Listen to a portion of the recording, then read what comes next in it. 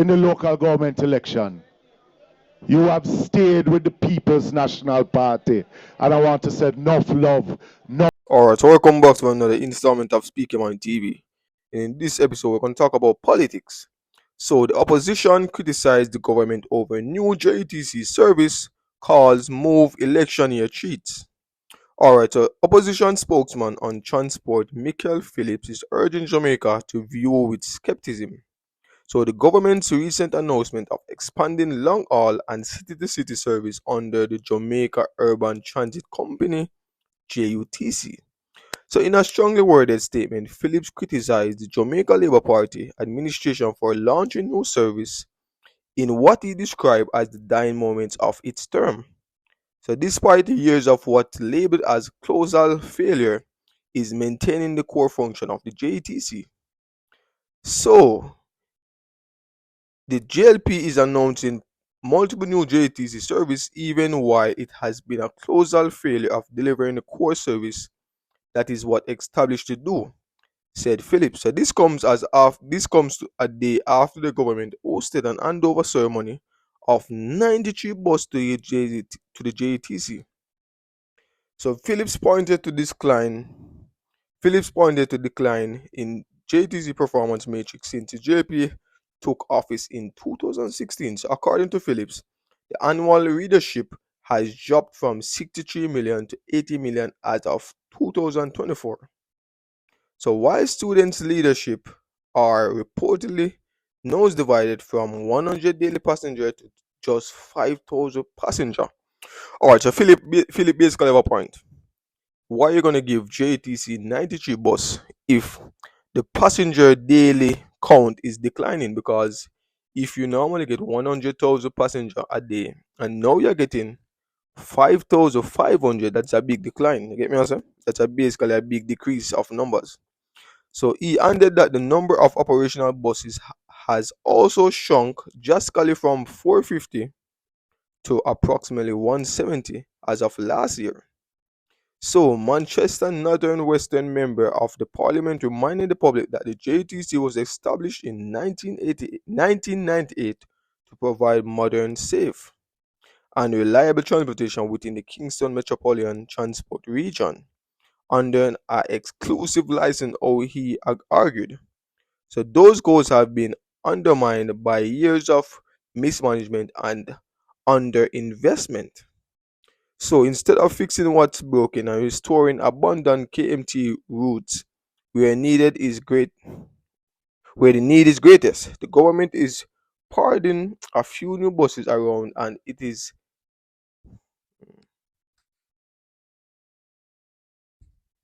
so nothing that while opposition welcome any improvements to the public fleet, he emphasized that the government should focus on rebuilding the JTC capacity and delivering on its original mandate. He also expressed concern that the expansion has raised alarms among private sector operators, including public listed companies like Nutsford Express. So the government is operating without a gear public transport policy, he said. What the country needs is a proper, modern transportation system, one grounded in good planning, responsible management, and public trust. Alright, so basically what Mr. Phillips is saying is, why buy 93 bus if first of all the passenger number is dropping? Secondly, why didn't you fix the buses that wanted to be fixed instead of purchasing new bus? You get me? So me honestly think when it comes to election, bro, it's always gonna be a big discussion, bro, because both parties are basically try the things to get. Both parties have always tried the things to make people get for vote, but bro, there's a lot more. Alright, welcome back to another installment. So in this episode, we're gonna talk about the Chinese because most people are saying that the Chinese are taking over Jamaica. Most people are saying Chinese are gonna provide jobs for the Jamaicans, so we should have an issue. And in this headline is Chinese national again get most work permits issued to foreign nationals. So, have you ever been to a Jamaica store? Sorry, have you ever been to a Chinese store and not seen a Chinese worker? Alright, so Jamaica continues to grant most work permits to issue to foreigners to Chinese national.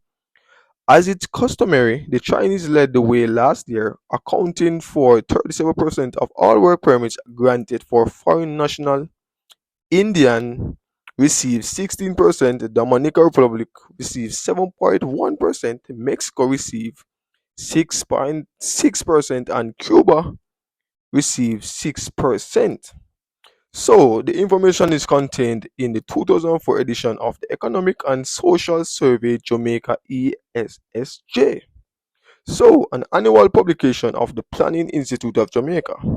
So, the Ministry of Labour Social Security said it received a total of 5,651 work permit applications in 2024, an increase of 13.3% when comparing with 2023. So, of the application received, 380 were for renewal and 2,571 were for new permits. So, the approval was granted for 90% of application, renewal, and new. So, the percentage of new work permit application and renewal approved were 86.7% and 93.5% of respective applications for all permits approved. Make sure now listen good.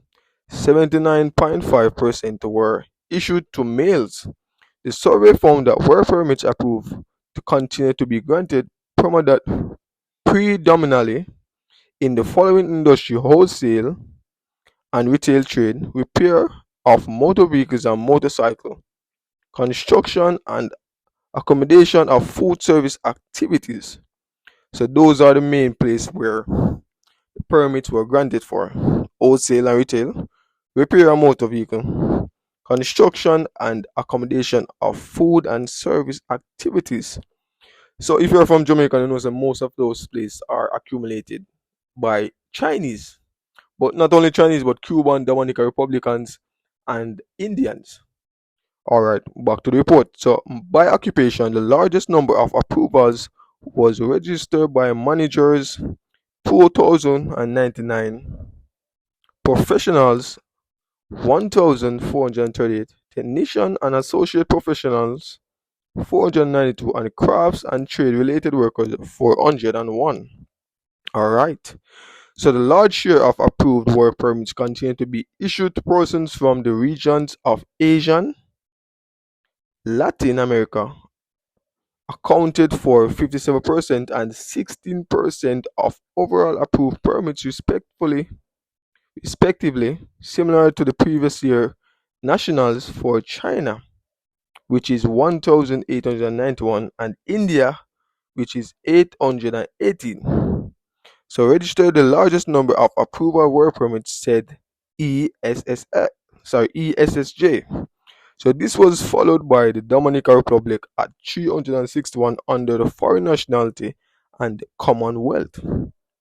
So Citizen Employed Act in 1964, foreign national who wish to work in Jamaica must first apply to Labour Ministry of Work permit. Or so it's like the same thing like going to another country. You know, if we are going to if you're going in the US, we're going to need a work permit to work, right? And you know, you got back behind the table deals and so forth. But basically the same thing was, you know, that every foreign nationalities, every foreign person that are coming to Jamaica can basically apply for more work permit than the usual for their national fellow workers. But it makes sense because, as I said before, you have never gone to a Chinese store and not see a Chinese worker. You have never seen that. And we all know how the Chinese them operate. Have one store beside each other. And majority of them are always family. You get me? So if Jamaica expect Chinese to only employ Jamaicans, they make a sad mistake because that will never happen. That will never happen because the Chinese them are smarter than that. The Chinese are smarter than that. You get me? So because if the Chinese know, say, alright, if we go to Jamaica, it's 5 of us go to Jamaica, get our permit, open a wholesale, next 2 years, two only can go over the wholesale, so 3 person go there, so 2 go there. So. Next 2 years again, open my next wholesale. Two more go over this one and send the two more from China. So basically, them know what they do. It's not like it's not a planned out thing. Chinese has been doing this for quite a while now. Probably same thing with India, because if you go downtown, they say an India store, I go see more than one Indian in the store. Same thing with the Dominica Republicans. Same thing, because it's basically a strategy. No one ever left from a foreign country and come to another foreign country and try for reach make it on their own. If they can bring their family member, basically let them out do. And them try to make it 20 in a family business and try to make it together, bro.